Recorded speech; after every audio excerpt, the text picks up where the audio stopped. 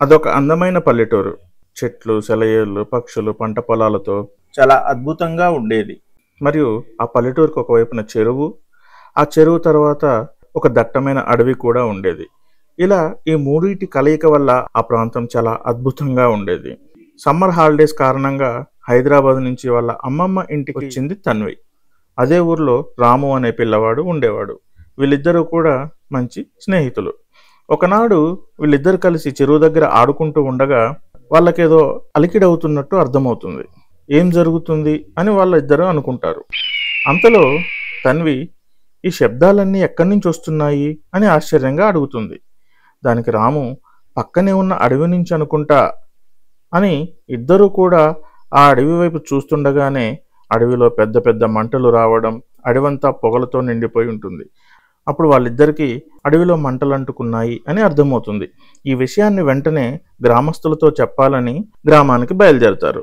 అప్పటికే టీవీలో అడవి మొత్తం కాలిపోతుంది, అందరూ జాగ్రత్తగా ఉండాలని అనౌన్స్మెంట్ ఇస్తున్నారు. అడవిలోని జంతువులన్నీ ఆ మంటల నుంచి తప్పించుకోవటానికి అటు ఇటు పరిగెడుతుంటాయి.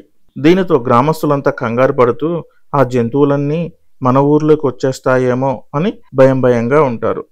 అక్కడే ఉన్న రాము అండ్ తన్వి గ్రామస్తులు భయపడడాన్ని చూసి అక్కడి నుంచి వెళ్ళిపోతారు. అడవి నుంచి పరిగెడుతూ వచ్చిన జంతువులు దాహం కోసం గ్రామం దగ్గరలో ఉన్న చెరువులోకి వచ్చి నీళ్లు తాగుతుంటాయి. ఇదంతా కూడా రాము మరియు తన్వి దూరంగా ఒక చెట్టు చాటు నుండి గమనిస్తూ ఉంటారు. వాటికి ఆకలి అవుతుంది, అలాగే దాహం వేస్తుందని గమనించి వాటికి కావాల్సిన పండ్లు, నీళ్లు అరేంజ్ చేస్తారు.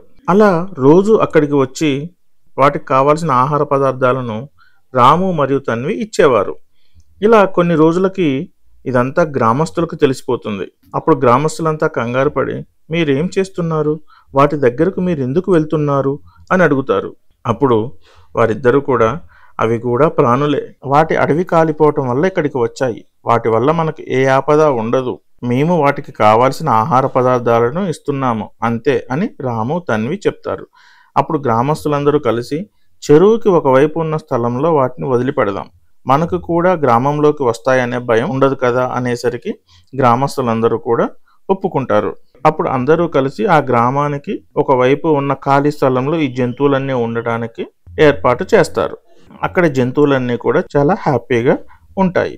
Moral of the story: love needs no language, a true heart hears all. అంటే ప్రేమ ఉంటే అన్నీ అర్థమవుతాయి. ఎవరి పట్ల కూడా మనం ద్వేషాన్ని వ్యక్తపరచరాదు, అందరి పట్ల మంచి ప్రేమతో ఉండాలి. Thanks for watching. Please like, Please share and subscribe our channel.